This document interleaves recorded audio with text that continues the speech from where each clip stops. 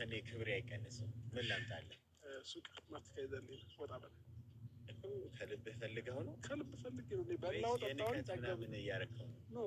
በላው ጠጣው ጠጣው። ወደ ጉዳያችሁ መግባት ትችላላችሁ። እኛ እንደዚህ ስንለፋለፍ ከእናንተ ጋር ስንዘባናል እኮ ወደ ጉዳያችን እንድንገባ እናቃጥለው ጊዜ የለንም።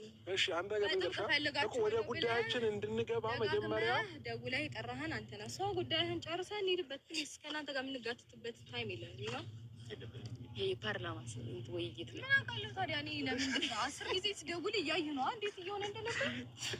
በጥብቅ ነው ፈልገሽ ዛሬ ለአስቸኳይ ጉዳይ ፈልግሻለሁ ላውራሽ ፈልጋለሁ ምናምን። እኔ ደግሞ ከሱ ጋር ያለኝን ነገር ታውቃለህ።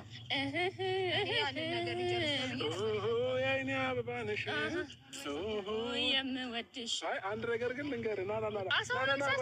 እንዴ መጀመሪያ ደረጃ ማለት ነው የመጣችበትን ነገር ማሳካት አትፈልጉም እንዴ? እናት ሰማማን ሩት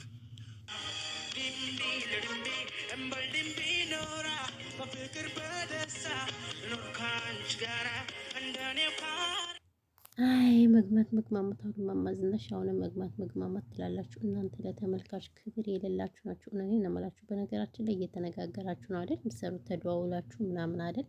ምክንያቱም አብርሽ ደውሎ እነሮታ መጡ። ስለዚህ ተደዋውላችሁ ተመካክራችሁ እንጂ ማንንም አልተጣራም። ሁላችሁም ፍቅር ናችሁ ከካሜራ ጀርባ ማለት ነው። እኛን ተመልካቾችን እያጨለላችሁ የምር ሰላም ውድና የተከበራችሁ ቻናሌ ቤተሰብ እንዴት ናችሁ? ደህና ናችሁ? ሰላማችሁ ይብዛልን። ሳህነን ጋይስ እንግዲህ ዛሬ አብርሽ መጥቷል ማለት ነው ከሁለቱ ሚስቶቹ ጋራ እናም አላችኋለሁ። በነገራችን ላይ ተመካክረው ነው የሚሰሩት ኮመንታተሮች። አድቡሽ ምንም ነገር ክፉ ነገር አትናገሩ። ብቻ እኛ እናያለን፣ እንሰማለን፣ አንፈርድም። አዎ እንደዛ ይሻለናል። ምክንያቱም እነሱ በቃ እየተመካከሩ ነው የሚሰሩት አይደል? የሚገርማችሁ ነገር። ለማንኛውም ሰላማችሁ ይብዛልኝ። ወሬ ያላብዛባችሁ ጋይስ። አብርሽ በጣም ያስቃል ከምር